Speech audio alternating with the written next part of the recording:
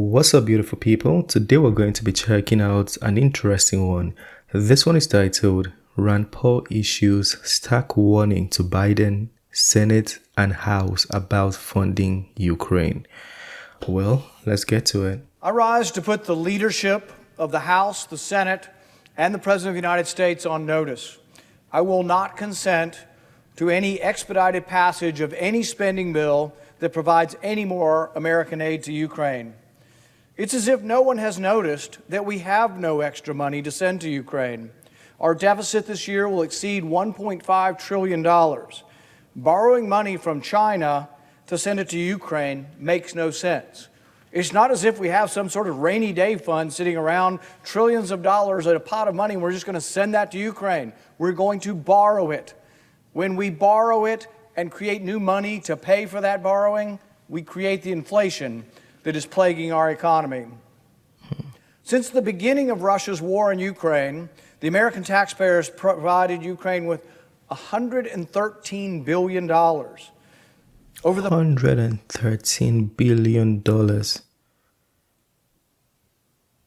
And it's still ongoing. So how much would be enough money? $113 billion. Nations don't even have that as their GDP. 583 days of war between February 24th, 2022 and the end of the month, that averages $6.8 billion per month or $223 million per day.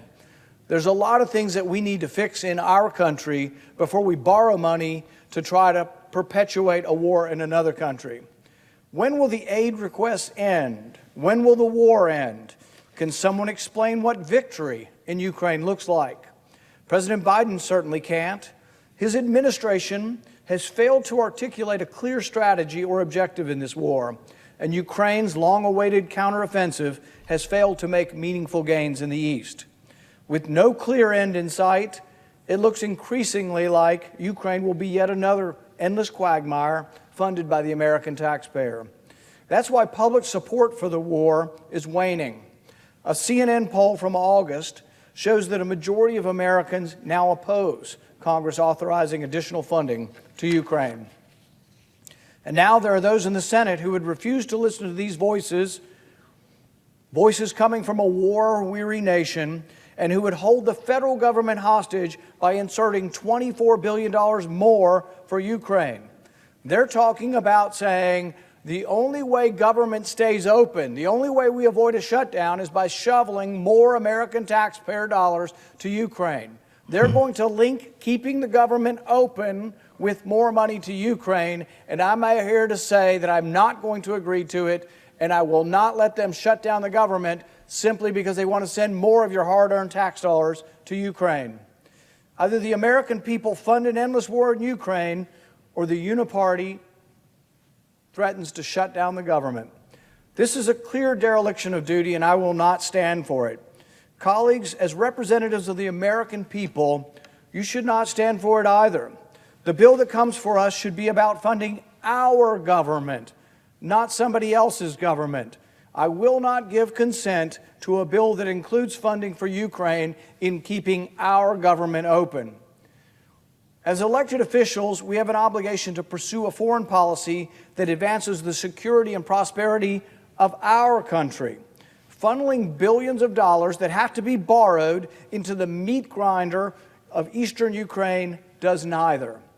The longer this conflict continues, the greater the risk that miscalculation or purposeful escalation draws the United States into direct conflict with Russia.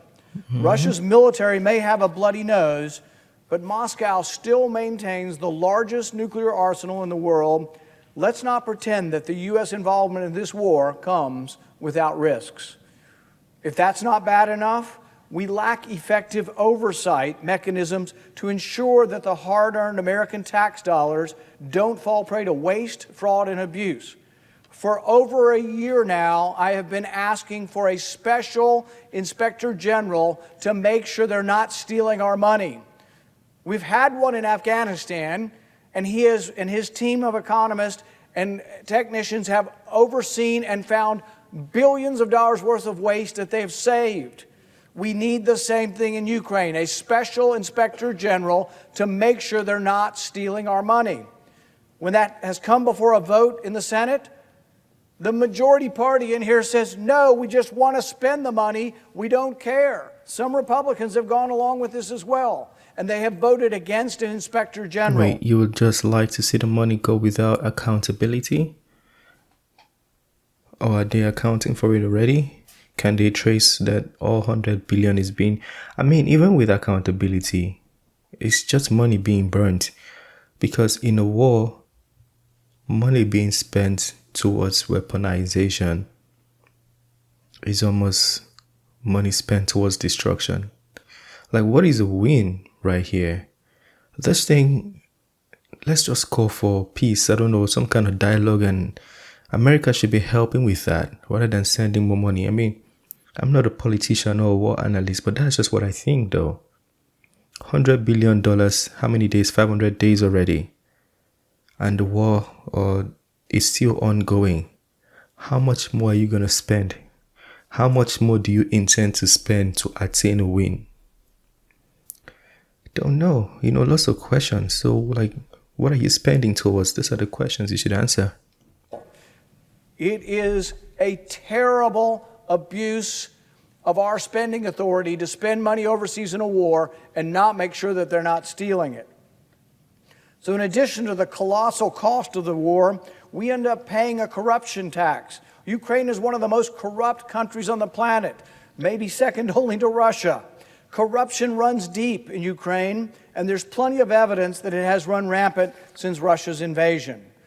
As President Zelensky landed in New York earlier this week, we learned that corruption concerns in Ukraine's Ministry of Defense resulted in the firing of 6 deputy defense ministers. This comes 2 weeks after the firing of Defense Minister Oleksiy Reznikov, who was removed after it was discovered that the Ministry of Defense had mishandled military contracts. Last month, Zelensky fired all 24 regional military recruitment chiefs because they were, quote, involved in illegal activities, including enrichment. Last October, we learned that U.S. shipment of grenade launchers, machine guns, rifles, bulletproof vests, and thousands of rounds of ammunition were ending up in the hands of criminal gangs and weapons traffickers posing as humanitarian organizations. And what did the Senate do? They voted against a special inspector general to make sure they're not stealing our money. What are we doing? Is this fair to the American people? Millions of Americans are struggling each day to make ends meet. 60% live paycheck to paycheck. Millions of Americans are struggling to provide for their families and put food on the table.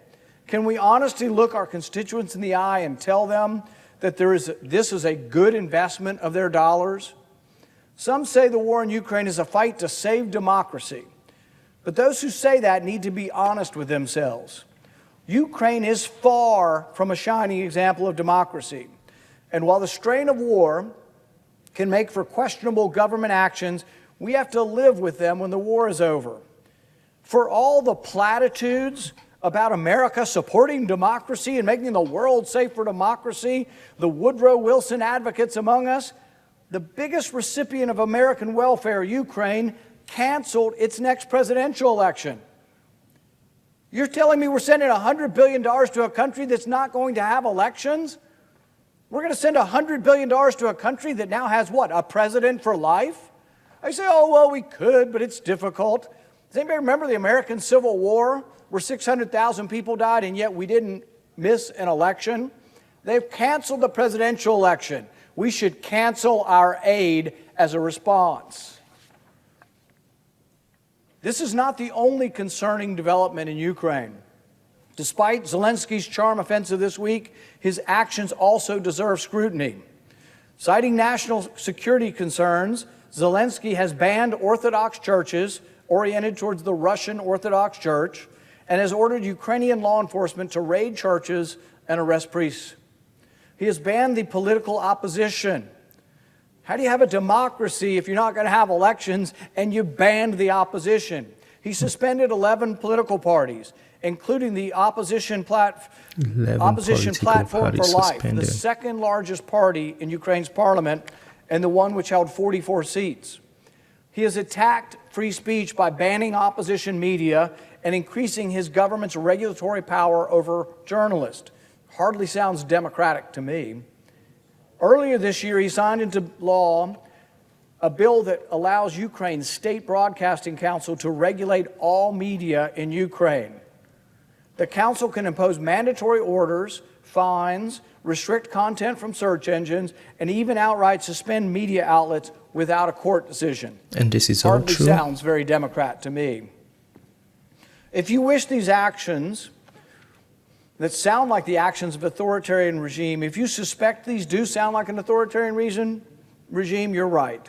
This past July, a Swiss intelligence report observed, quote, authoritarian traits in Zelensky as he tries to push the mayor of Kiev, Vitaly Klitschko, out of contention for Ukraine's 2024 presidential elections. Citing martial law, Zelensky stated that those elections will not take place. Martial law, no elections, banning opposition party. This is where your $100 billion has gone, and they're not done. We don't have the money's being borrowed. We borrow the money from China to send it to Ukraine.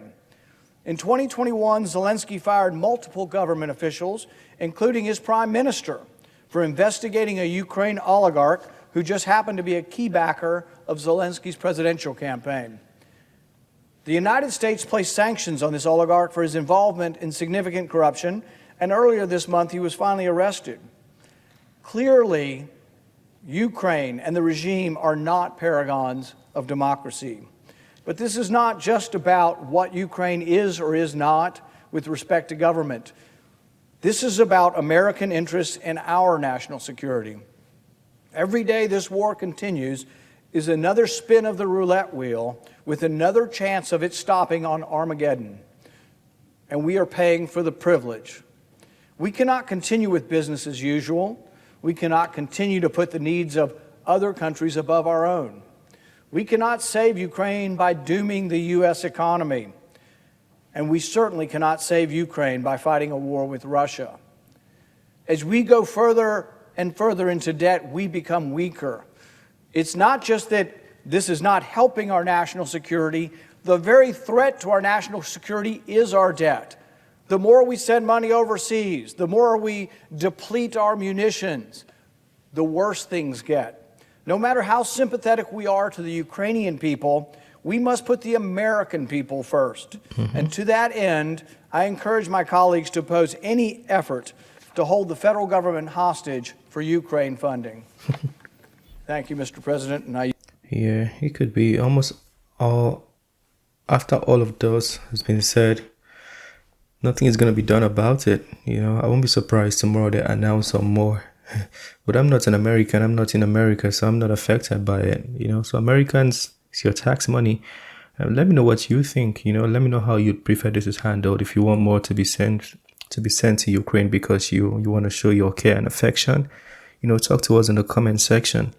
But I would think, you know, prioritize your people. Speaking from the outside, you know, for the people of America, I would say the government should prioritize its people. If I'm the government, if I'm the president, I can't even talk because of that speech. If I'm the president of America, I would prioritize my people. You know, I wouldn't mind helping other people. You know, I would, but prioritize my own people first. Anyways, this is the end of that video by Rand Paul. I think he's spoken well. I think he has. Let me know what you think. If there's anything you want to add, correct, or critique, please feel free to do so in the comments section. That being said, is the end of this one. Smash the like button, subscribe, and I'll see you on the next video. Peace.